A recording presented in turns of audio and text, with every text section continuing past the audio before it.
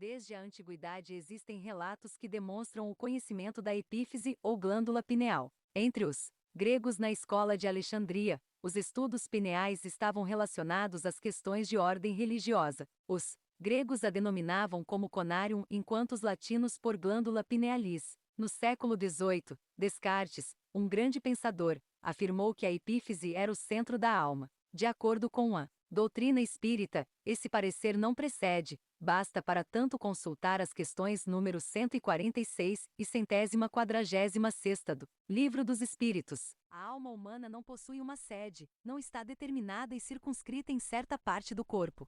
Entre as religiões de origem oriental, o conhecimento e a importância deste órgão possuem posição de destaque. Os hindus, por exemplo, a conheciam como a flor de 1000 pétalas. Para eles, a glândula pineal era possuidora de elementos orgânicos que estabeleciam uma ponte de ligação com o centro coronário. Podemos destacar como principais características da epífise a separação dos hormônios psíquicos, que são os responsáveis pelas glândulas sexuais e por todo o sistema endócrino, e função da epífise despertar no homem, após os 14 anos, a fonte criadora, a válvula do escapamento. Antes disso, sua energia é freada. Por tudo isso, pode-se afirmar que a epífise tem um papel elementar, básico e absoluto. B.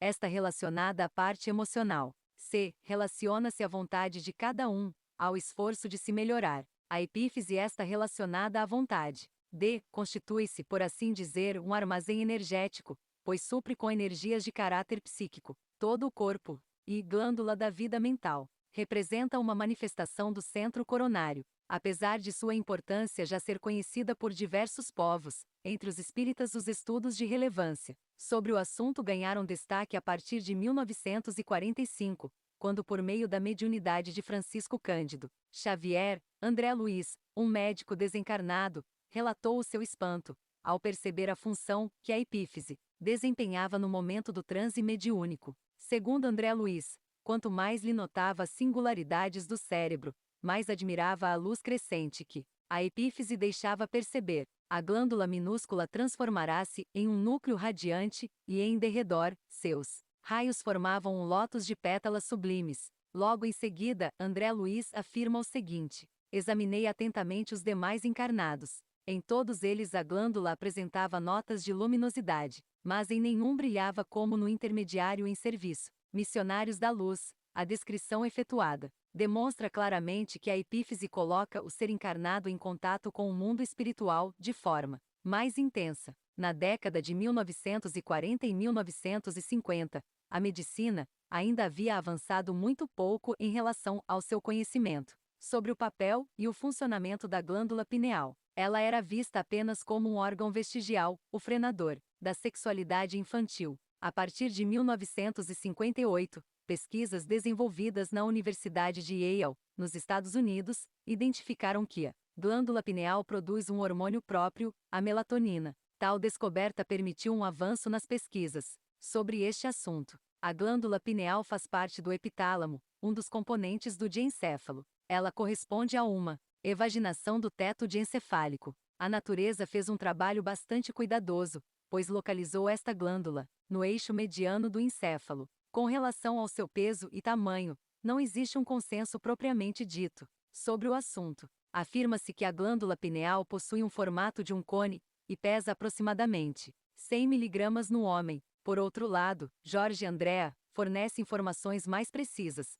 Afirma que ela mede de 6 a 8 milímetros de comprimento por 4 a 5 milímetros de largura e 2 a 5 milímetros de espessura, sendo o peso médio de 16 gr. Possui a forma de uma pinha. Na criança, já no adulto possui um formato achatado, e forma triangular ou ovular. Possui coloração rósea, e preciso ponderar que a glândula pineal não é uma exclusividade humana, está localizada também nos vertebrados inferiores. Neste caso, não só a localização, mas também a função possui um caráter bastante diferenciado. Nos vertebrados de sangue frio ela tem como função ser um órgão fotorreceptor. Por isso muitos destes animais reagem rapidamente à mudança de cor devido à iluminação ambiental. Em algumas espécies a glândula pineal possui um caráter duplo. Um componente é intracraniano, o órgão pineal propriamente dito, o outro extracraniano, que se manifesta na parte exterior e frontal da cabeça. É o caso do lagarto, que possui uma lente, o terceiro olho. Nos mamíferos, apesar da estrutura ser bem mais simples, a dupla origem permanece, porém perdeu sua função fotorreceptora. Não recebe mais de forma direta a luz, não envia impulsos nervosos ao cérebro. Pode ser considerado um órgão secretor. Sua função muda, assim como sua relação com o organismo. Segundo Jorge Andrea, com relação ao olho pineal, pode-se pensar que, em vez de ser considerado uma característica de regressão, fadada ao desaparecimento, talvez possa ser visto o início do processo de desenvolvimento. Desse modo, o olho pineal pode ser visto como o ponto em que se iniciam os verdadeiros alicerces da glândula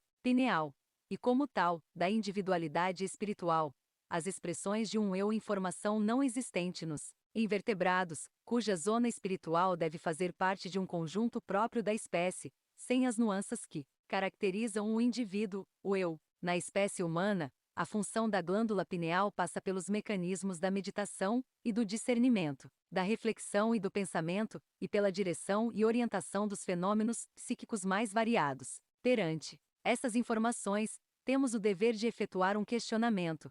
Para que serve a glândula pineal? Sua ausência causaria quais danos ao organismo? A glândula pineal apresenta ligações com a tireoide, a suprarrenal, o pâncreas e timos. No primeiro caso, a relação entre as duas glândulas é evidente. A retirada cirúrgica de uma interfere na outra, é um ponto de partida para um processo violento, mais acentuado em direção à tireoide. No segundo caso, a retirada da pineal altera os índices de colesterol e ácido ascórbico. Com relação ao pâncreas, órgão produtor da insulina, sabe-se que a glândula pineal exerce uma função frenadora, e no caso do timo, os tumores da pineal impedem a regressão normal da glândula na idade oportuna. Em suma, podemos afirmar que a glândula pineal está ligada a todo o setor glandular do organismo. A glândula pineal está comprometida com vários departamentos orgânicos, inclusive aqueles que orientam a vida psíquica. Podemos considerar a pineal como sendo a glândula da vida psíquica, a glândula que resplandece. O organismo acorda a puberdade e abre suas usinas energéticas para que o psiquismo humano, em seus intricados problemas psicológicos, se expresse em voos imensuráveis. Os pesquisadores já não perguntam mais para que serve a pineal, eles pesquisam para saber de forma mais detalhada quais órgãos do corpo humano estão sob sua interferência, ou melhor, sobre a interferência da melatonina, hormônio produzido pela glândula pineal, e seu grau de atuação sobre esses órgãos. Hoje em dia, sabe-se que a epífise é a reguladora da cronobiologia, dos ritmos biológicos. Ela é que determina se uma pessoa está acordada ou dormindo, em outras palavras, se o espírito está ligado ao corpo ou não, em períodos de vigília e sono. Com relação aos mecanismos da mediunidade, sabe-se que a epífise é considerada a glândula da vida mental, porque é por meio dela que todos os fenômenos anímicos e espíritas se produzem. É preciso destacar que no Brasil, os estudos sobre a glândula pineal têm recebido a atenção de médicos e cientistas.